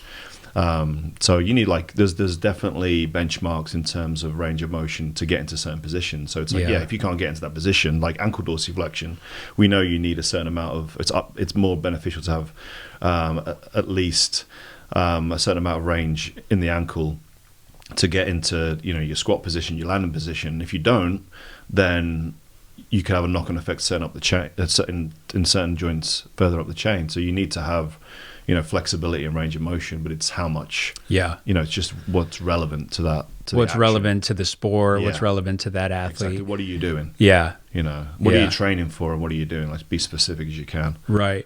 I think one area that people don't consider is like what you talked about, the motor control. So every bit of, every degree of range of motion that we gain, that's a bigger responsibility for motor control. We have to now learn how to control those ranges. And then I think the conversation stops with like, well, as long as they're strong in those ranges. But I think motor control is more than strength. I think there's the proprioception component of like, I lived in these joint angles for 32 years, not just sports, but I'm talking life. Yeah. Like I live, so the proprioception and just the control and the awareness is so well developed. And then if I go, hey, I want to get extremely flexible and do the splits, well, now I only have 1 year of experience of controlling that range. And so even if I get strong, it's like the mechanoreceptors or the proprioception, like,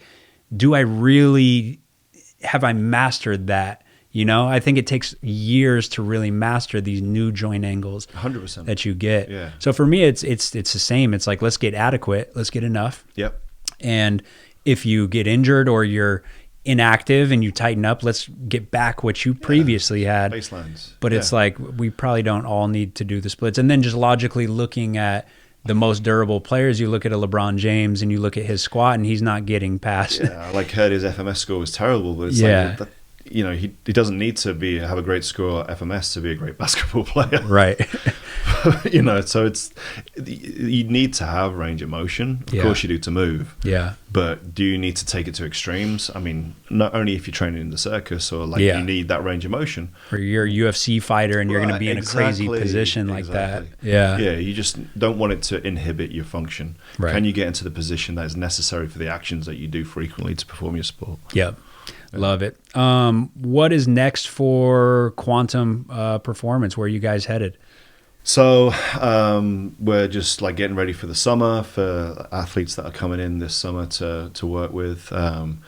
We're just promoting the bands and getting that going and just making sure that people are aware of that. Mm-hmm. So we're just excited to be here, and now this summer should hopefully be back to normal. Well, more normal than what it was the last few years. Yeah, and just getting more of a rhythm with that. I'm still consulting with the Nets for the rest of the season, and then we'll be back to working with our top athletes in the summertime and.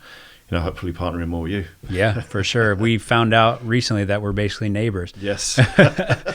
Yeah, we didn't know. He's 5-10 minutes away. So crazy. Yeah, we're going to be doing a lot of collaborations in the future.